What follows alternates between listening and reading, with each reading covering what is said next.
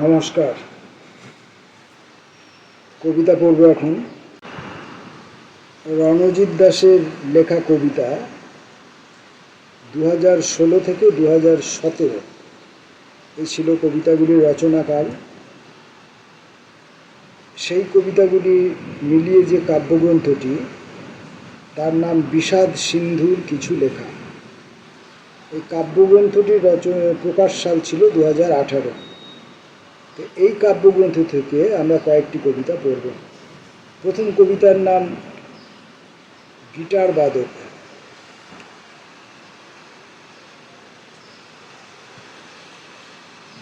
কবিতা পাঠের আগে বলে রাখি যে আমি বাড়ির ছাদের উপর উঠে কবিতা পড়ছি এবং কিছুক্ষণ ধরে ঝিরিঝিরি বৃষ্টি শুরু হয়েছে। এখন এই বৃষ্টি যত না, তার থেকে আমার এই ছাদের উপর যে টিনের শেড, তাতে তার শব্দ একটু বেশি। ফলে একটা আবহ সঙ্গীতের ভেতর দিয়ে আমাদের এই কবিতা পাঠটা চলবে এবং আমার এই অনুচ্চ কণ্ঠে। আর যদি আবহ সঙ্গীতের তীব্রতা খুব বেশি বেড়ে যায়, সেক্ষেত্রে আমাদের হয়তো কিছুক্ষণের জন্য থেমে যেতে হবে। পড়ছি গিটার বাদক। আমার জীবন কোনো বাস্তবতা নয়। আমি এক তরুণীর স্বপ্নের ভিতরে নীল রেস্তোরাঁর গিটার বাদক। বাজাই প্রেমের গান শুধু তরুণীর জন্য, গভীর তন্ময়।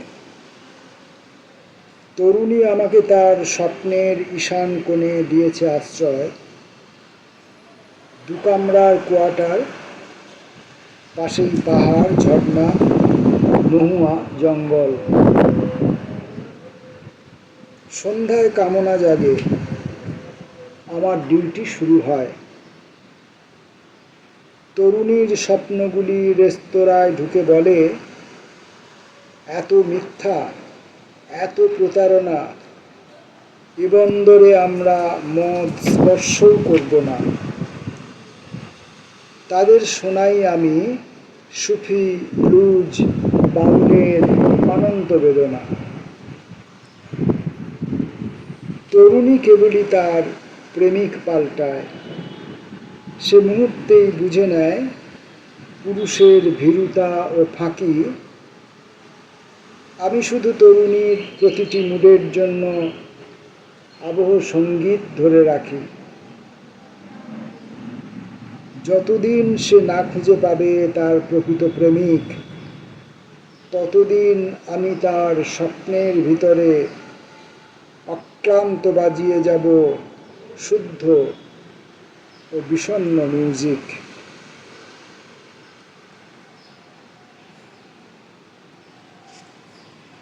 পরের কবিতাটির নাম এলিয়ান। রোবটেরা বসে আছে, মেট্রো রেল থমথম করে, সারি সারি হেঁট মাথা, মোবাইলে নিবদ্ধ, কানে গোঁজা হেডফোন, মুখে কাঁপছে মোবাইল স্ক্রিনের লাল নীল আলো। যেন শয়তানের টর্চ লাইট, যেন নীল তিমি গেম খেলার মারণ ইশারা। রোবট না এলিয়েন, পৃথিবীর দিকে মুখ তুলছে না কেউ। রোবট না এলিয়েন,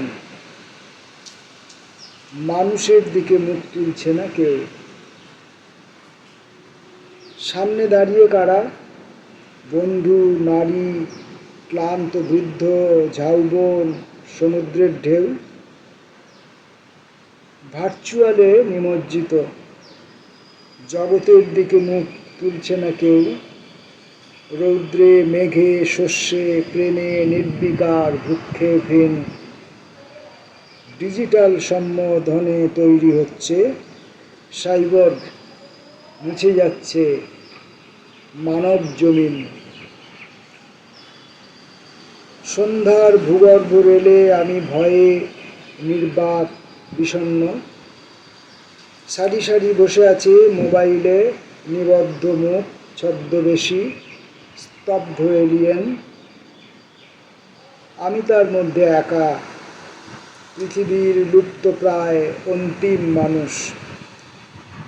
হাতে একটি নাক্ষত্রিক কবিতার বই, তাতে লুক্কায়িত জীবনের সমুদ্র সফেন।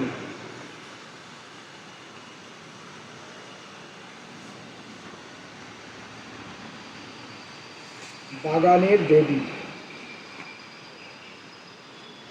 যখনই তোমাকে দেখি, চৈত্র ঝড়ে তছনছ বাগানের মতো এক প্রাণবন্ত অদম্য রমণী।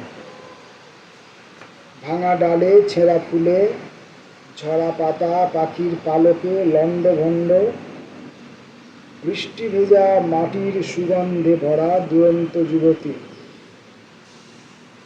তোমাকেই দেখি আমি ঘুরে ফিরে, শীতে গ্রীষ্মে, কলহে বিচ্ছেদে, সতেজ ভ্রুক্ষেপ ঘৃণা, যেন তুমি তুফান শিকারী।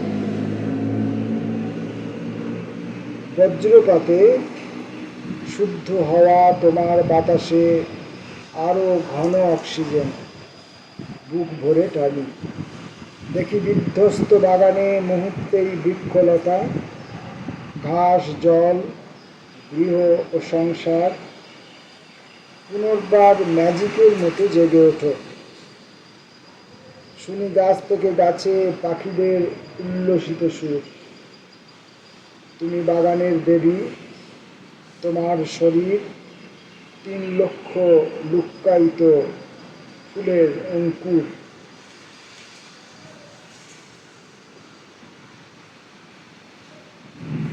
পরবর্তী কবিতা, জীবন মানে কি? জীবন মানে কি? জীবন মানে মহাশূন্যের ভেতর একটা বিষাদ নীল গ্রহের ময়ূর এবং গোলাপের আবির্ভাবের প্রস্তুতি, প্রেম এবং তার মিলনের প্রস্তুতি। জীবন মানে নারী ছেঁড়া জন্ম এবং তার কান্নার প্রস্তুতি, মরুভূমি এবং তার উটের প্রস্তুতি, মন্দির ও মসজিদের জন্মের প্রস্তুতি। জীবন মানে এক বানর প্রজাতির প্রাণীর সাদা কালো 64 ছকের বুকের ভিতরে ঈশ্বর এবং শয়তানের দাবা খেলার প্রস্তুতি।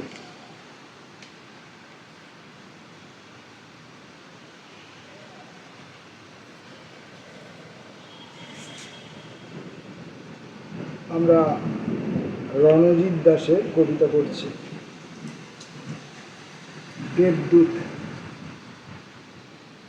যে সকল দেবদূত শীতে গ্রীষ্মে নানা রূপে নানা ছদ্মবেশে এসেছেন আমার জীবনে, তাদের কাউকে আমি চিনতে পারিনি। দেবদূতের এটাই নিয়ম। তারা অত্যন্ত নিরীহ সব মানুষের ছদ্মবেশে আমাদের নিকটে আসেন।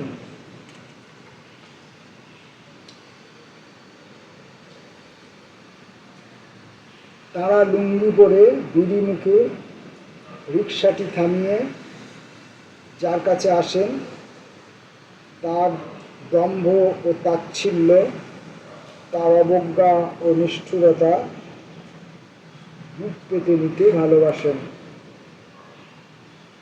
সাপের বিষ ঝাড়ার মতো এজন্যেই দেবদূতেরা আসেন।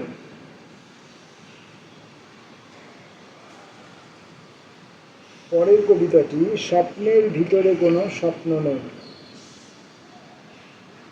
স্বপ্নের ভিতরে কোনো স্বপ্ন নেই, শুধু কালো রাত্রি, চাঁদ, ভাঙা সেতু, পাগল রয়েছে। রয়েছে শ্মশান চুল্লি, হিমঘর, কুকুর ও শূন্যতা।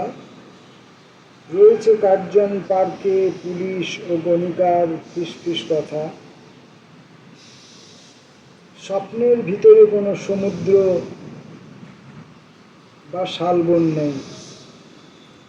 স্বপ্নের ভিতরে বন্ধু হাসি পৌষ মেলা নেই, স্বপ্নের ভিতরে কোনো বালকের নীল ঘুড়ি, বালিকার এক্কা দোক্কা নেই।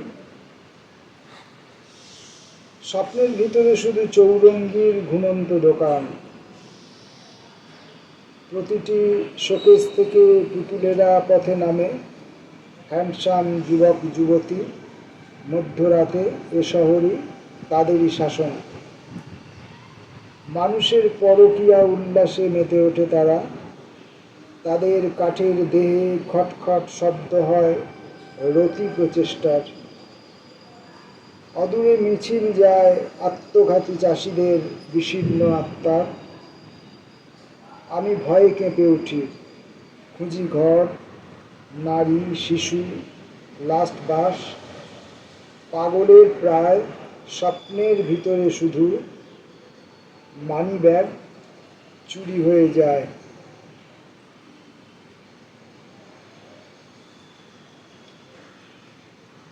পদ্মাবতী পুরাণ কথা।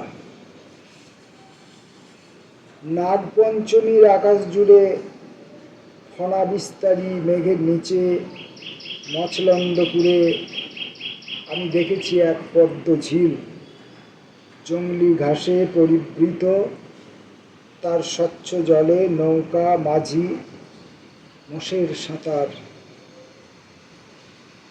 আমি দেখেছি সেই ঝিলে ভাসমান একটি বৃহৎ সবুজ পদ্ম পাতায় অকস্মাৎ আকাশচারী শিবের বীর্যপাত, এবং সেই বীর্য থেকে সর্পদেবী পদ্মাবতীর জন্ম অকপট দ্বীপ্রহরে মচলন্দপুরে। আমি দেখেছি সম্পূর্ণ চোখের সামনে হোসেন মিয়ার মাছ ধরা নৌকার অদূরে। আমি দেখেছি শিব ঠাকুরকেও আকাশ থেকে নেমে এসে লাঙল কাঁধে, গাঁজাখোর, গলায় বাসুকি। দেখেছি ধানের ক্ষেতে মনসা নাগিনীর চঞ্চল সংসার, দেখেছি ঝিলের জলে পদ্মভুক হংসহংসীর প্রফুল্ল সাঁতার। একদা লোকাল ট্রেনে চড়ে গিয়ে বিশাল দুপুরে আমি দেখেছি এই সব সত্য ঘটনাগুলি গভীর বর্ষার দিনে বাংলার গ্রামে ঘুরে ঘুরে। রণজিৎ দাসের আরও দু একটি কবিতা পড়ব। আমরা নিখুঁত নই, আমরা নিখুঁত নই, একটা ঘাস ফড়িং নিখুঁত, একটা সন্ধ্যা তারা নিখুঁত, একটা বৃষ্টির ফোঁটা নিখুঁত। নিখুঁত একটা বসন্তের রাত, কিন্তু আমরা জন্ম থেকেই পঙ্গু, বেঢপ, মূর্খ এবং দিশাহারা। আমরা ধূর্ত, জালিয়াত, ভঙ্গুর ও ভিখারি। আমরা জন্মাই শুধু ভুল স্বপ্নে, ভুল কামে, ভুল শহরে হেঁটে নিজেদের ধ্বংস করার জন্য, ভুল মানুষকে ভালোবেসে এবং আঘাত পেয়ে বুক ভেঙে মরে যাওয়ার জন্য। শুধু সব শেষে টের পাই আমাদের ভুলগুলি কি মারাত্মক নিখুঁত।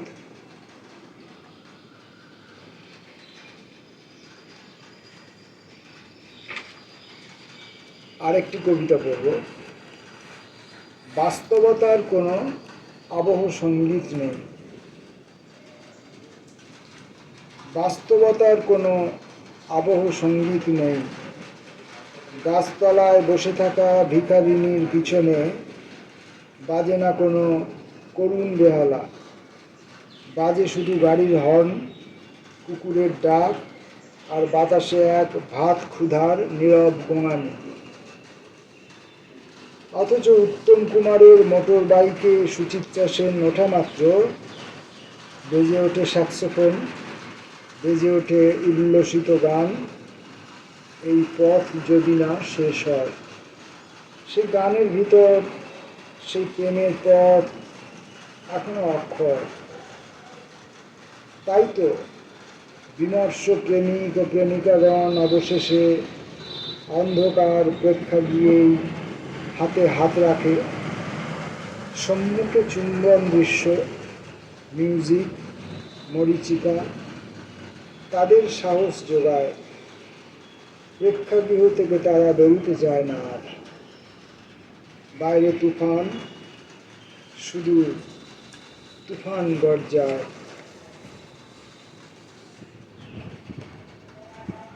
নমস্কার।